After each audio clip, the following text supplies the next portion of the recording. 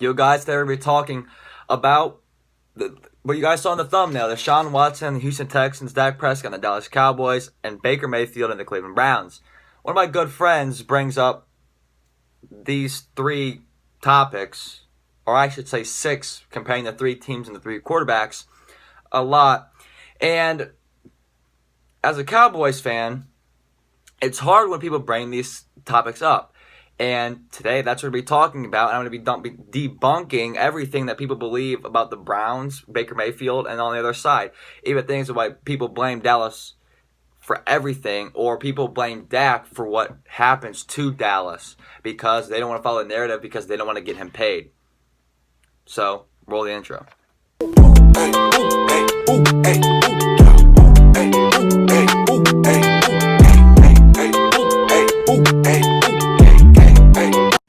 All right, so let's get right into it. Let's talk about the Cleveland Browns. They're in an interesting situation with Baker Mayfield. They have a mediocre offensive line. They just put their top draft pick on an offensive lineman. They signed Jack Conklin to a huge deal and a rebranded offense with a new head coach and a new offensive system. So let's debunk your thought, talking to an individual person, but obviously I'm making this a YouTube video. With the addition of Austin Hooper and the reconstruction of Kareem Hunt's contract, that is a lot of cap space when the Browns are trying to endorse a contract extension with Myles Garrett. They couldn't afford Joe Schobert, who was probably their best defensive player last year. Denzel Ward will be going into year 3 and will want a mega deal after that. So you're in a cap situation when you have two of the top 7 paid wide receivers, the highest paid tight end right now. You know Baker Mayfield's going to want top dollar. And you just spent a whole bunch of money on a right tackle. And then draft another right tackle who's going to play the left tackle. And then you're going to be paying Kareem Hunt before the season starts. And then you're going to be paying Nick Chubb next offseason. You're in cap trouble.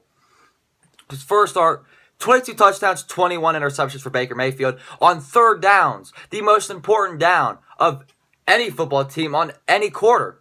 He was 39% completed the pass with a passer rating of 28.7. That is not good.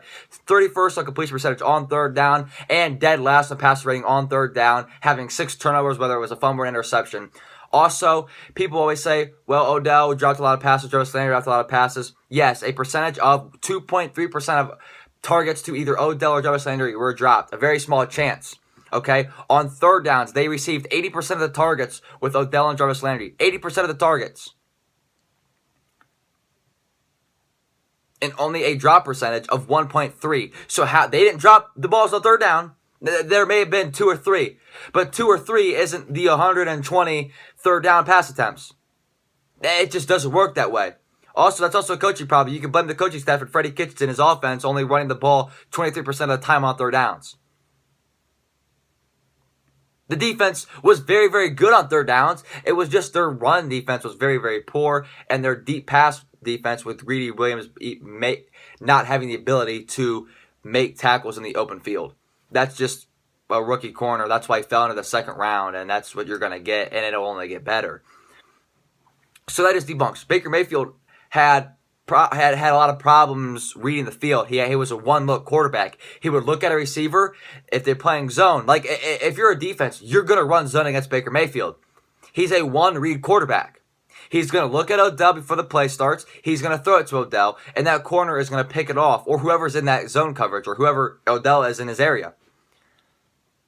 So when you have that low of a completion percentage on third down and that low of a passer rating on third down, that's going to lead to a low score. And once they got down, they couldn't come back because of that. And you can't really run the ball with Nick Chubb.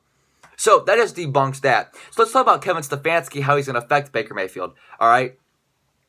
With the Minnesota Vikings, what was the big storyline this year? Stephon Diggs was unhappy. Adam Thielen, they didn't know how to spread the ball. Okay. What was Freddie Kitchens' problem this year?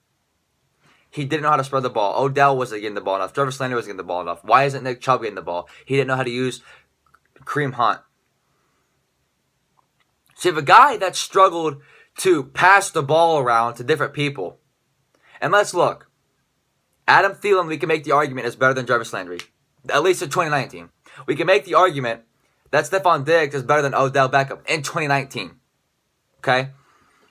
So when you have two receivers that were better than the Browns starting to right now, and then you sit and make it, he struggled to spread the ball with those two guys. The Vikings had a defense to rely on. Kevin Stefanski had a defense to rely on. So if he didn't score on the offense, the defense would save him. He had an experienced quarterback in Kirk Cousins, which you can make the argument, or not even an argument. Kirk Cousins is a better quarterback at this moment than Baker Mayfield. The Vikings had a better offensive line than the Cleveland Browns do at this moment. And we can make the argument Dalvin Cook is a better overall running back. He can catch the ball in the backfield than Nick Chubb. Even though Nick Chubb is a pure runner, we make that argument. And Stefanski was an offensive coordinator, and he failed. So you take that. If you think he failed spreading the ball equally in a star-powered offense in Minnesota, now he's a head coach and has to hire his staff. Now it's a young, inexperienced quarterback at Baker Mayfield. And injury-prone Odell Beckham, past his prime at this point. Jarvis Landry, a non-good offensive line. And no defense to rely on. I think it's going to be a huge flop for Kevin Stefanski. They should have got an experienced guy that didn't have problems with a lot of talent. So that just debunks the Baker Mayfield. People say, oh, he took over an 0-16 team. Well, that's going to transition right to our Dak point. Dak took over a 4-12 team with a banged-up offensive line, no wide receiver, and a horrific coaching staff and a horrific defense in 2016 as a fourth-round pick. And took that team from a 4-12 to the first place in the NFC and a 13-3 record. You could say he fed Zeke, relied on Zeke, but he only had a washed-up 30-plus-year-old Des Bryant and a mediocre slot receiver and Cole Beasley and an in-and-out Terrence Williams and Jason Witten. And a no defense. Who was on the defense of 2016? A prime Sean Lee? Byron Jones is only in his second year. DeMarcus Lawrence hasn't had his breakout year yet. Jalen Smith was a rookie, not even playing. He had no defense. And he carried that team. And it's not like people say, oh, Baker, he took a team from 0-16 to 6 or 7-1. Dak was a fourth-round pick. If Dak was a first overall pick and took a 4-12 team to 13-3, no one would care. But the fact that he took over a 4-12 team from a fourth-round pick and took a team to the first seed in the playoffs, and people say, oh, he didn't win that playoff game, though.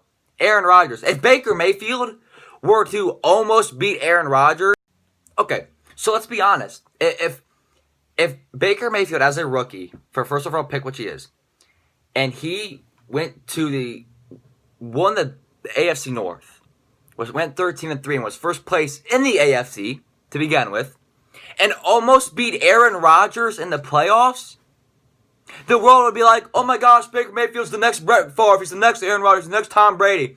But yet Dak, as a fourth-round pick, transverted a team, won the division, won the NFC, goes into the division round, and he was down 28-3 at halftime. And Dak came back and almost won because Aaron Rodgers threw a heave to Jared Cook and then a lucky Mason Crosby field goal to win the game. If Baker Mayfield would have done that, and let's be honest, people would say he's the best quarterback of all time. But Dak did that. Baker didn't. And people say, oh, he didn't beat Aaron Rodgers. Well, he was pretty darn close. And he was down 28-3. The defense gave up 28 points in the first half. It's not like he was up 28-3 and choked. No. Which Deshaun Watson choked a 24-0 lead. But we're going to talk about that later. So then the second year, Tyron Smith was in and out in 2017. Des Bryant was injured and not consistent, 31 years old. Cole Beasley was slowly, and no other receiver. And then again, Jason Witten. And Zeke Elliott for 6 games. And he still went 9-7. That is impressive. Without the best running back in football at the time, still is, in my opinion, Zeke Elliott for 6 games. Unhealthy offensive line at that moment. No number one receiver. And still a terrible defense. DeMarcus Lawrence had his breakout year in 2017. So look at 2018. Starting the season, once again, Allen Hurns is his number one receiver. Then before the Amari Cooper trade, Amari Cooper comes, he has a legitimate number one receiver. So let's talk about the 2018 season. Dak had a career year in passing yards, touchdowns, completion percentage, and ultimately he did only have an 8-8 record. Let's talk about what he had to face. Okay, the offensive line, Tyron Smith missed games. Our left guard, who was in his second year, who struggled, got injured, and our second string left guard was starting a lot. Travis Frederick, a year off, a disease that could have killed him, comes back. A right guard, Zach Martin, the best guard in football. And then Lahil Collins, who probably should have made the Pro Bowl and probably one of the best right tackles in football. Jason Witten as a number one. With Blake Jarwin, when he gets the ball, big plays happen. But again, coaching staff didn't give him enough reps, and they still started Jason Witten over him. Amari Cooper, who was not 100%. Every single game, he was questionable. Ankle, hip, and knee. He had ankle injuries all year long, hip injuries all year long, and ankle injuries all year long. Oh, ankle, knee, and hip injuries all year long. And he still played, I think, every single game. And still was able to produce. So imagine with Amari Cooper healthy. Michael Gallup missed 4 games with a knee injury. And he was still very inconsistent down the stretch. And Randall Cobb as a slot, who was very good but not great. So with that, Garrett with that, roster control. And then let's look at the defense. A front seven who had Robert Quinn. A lack of defensive tackle production, even though he had depth. Leighton Vander Esch only playing 6 games, I think. It's either 5 or 6 games. He's our best linebacker, him and Jalen Smith. And then Byron Jones, who didn't have a year he did in 2018. And Chidobe Azuye, who sucks. I'm sorry, he sucks. And then Xavier Woods and Jeff Heath. And Jeff Heath was injured a lot with shoulder injuries. Our defense was garbage. And then we're facing running backs who just run all over us. So, of course, our defense is going to give up a lot of points. Also, Dak played in a stacked NFC, not even the NFC East. So, with all that held up against them, Dak still had a career high in passing yards, touchdowns. And let's take it for granted. People say, oh, he can't win the division. He's won it twice.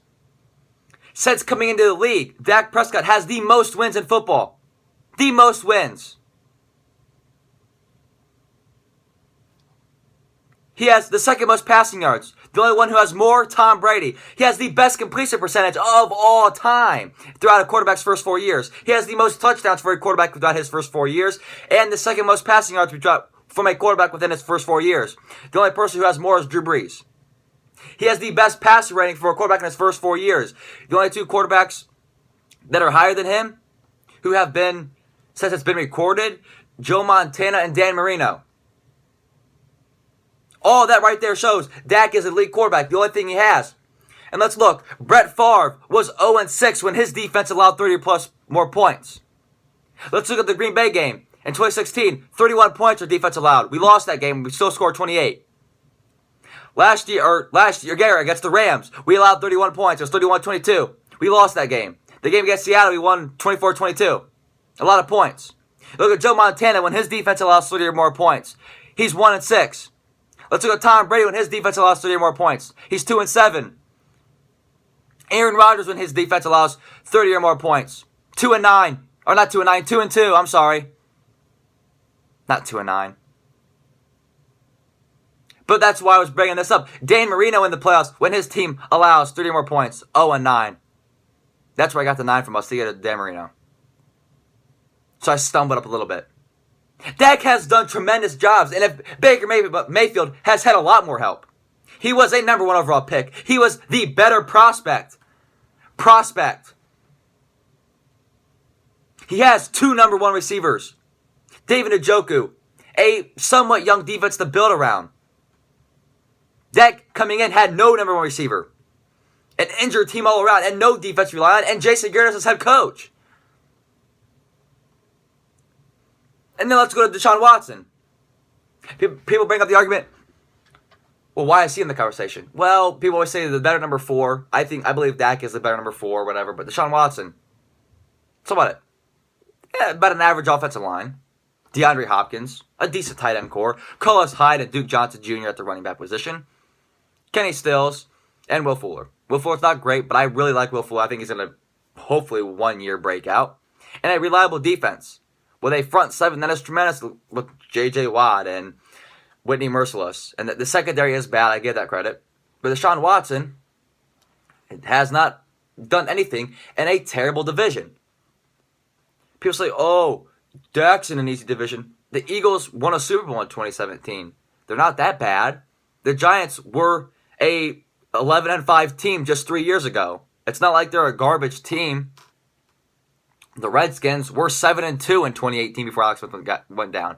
It's not like they're a terrible team. Deshaun Watson had the Tennessee Titans in the division, the Jacksonville Jaguars, and the Indianapolis Colts. He should win the division. He has everything in his power. So let's look at Baker Mayfield. Jarvis Landry and Odell Beckham for his career. Deshaun Watson, DeAndre Hopkins to start his career. Okay? Dak had a 31-year-old Des Bryant and a 28-year-old Cole Beasley. Yes, he had Zeke, but Baker Mayfield had Nick Chubb. People say Dak had an offensive line? Yes, but who are you going to throw it to without receivers? A not good defense. Deshaun Watson had an experienced coaching staff, a very, very good defense, anchored by a very nasty pass rush, and everything he needed on the offensive side. He had Lamar Miller, who was a 1,000-yard runner in the start of his career. And even after, Carlos Hyde and Duke Johnson were very, very good last year without Lamar Miller. So I don't find how Dak Prescott, or what was it, Deshaun Watson had 30 touchdowns, 11 interceptions, barely over 3,000 yards. Dak over 4,000 yards, led the league. Dak was second in touchdowns. No. Dak was second league in passing yards, number one in touchdowns. And then let's go back to Dak a little bit. He had 11 interceptions, right? He had 11 interceptions. I just had to double check that. He had 11 interceptions. 6 of them were off dropped or tipped passes, which means they hit the receiver and the ball bounces up. 6 of them. So let's look at the other 5. Okay? 3 of them were Hail Mary attempts at the end of the game. Dak threw 2 legitimate interceptions where it went right to the receiver. So then people are like, oh, that happened to Baker Mayfield too. Antonio Callaway dropped passes. Odell dropped passes. Baker Mayfield had 21 interceptions, right? 6 of them were deflected off a receiver or dropped. So that leaves 15 extra interceptions. No Hail Mary attempts. A lot bad passes. That's 15 direct interceptions. 15. Dak had 2 direct interceptions. 3 Hail Marys. And the rest were deflected. And people say, make the argument, the Cowboys receiving group led the league in drops. People always give Carson Wentz the excuse, oh, he doesn't have weapons. People give Baker Mayfield the excuse, oh, his receivers dropped the ball. Which I always said, David Njoku cannot catch the ball. He's a horrible tight end. And Browns fans experienced it, and they called me crazy. David Njoku's a stud. Well, he cost you a couple games at the end when he came back from his concussion and hand injury. People say Baker, his receivers had drop issues. Deshaun Watson, well, he only had DeAndre Hopkins. Well, Dak, even though the past 2 years he's had Amari Cooper and Michael Gallup and now CeeDee Lamb, but last year Randall Cobb, the Dallas receiving corps still led the league in drops. So how are you going to give those guys excuses and then say Dak, well, if you're so good? Well, if Baker Mayfield's so good, he would have willed. People say, well, Dak has the experience, has been legal a bit longer. Dak and Baker are almost the same age, and Dak's been in the league 2 years longer. That's the end of the video. So guys, I just want to thank you guys for watching. If you guys did watch this far, if you did, leave a like, comment if you have anything to say. I read them all. I reply to them all. And thanks for watching.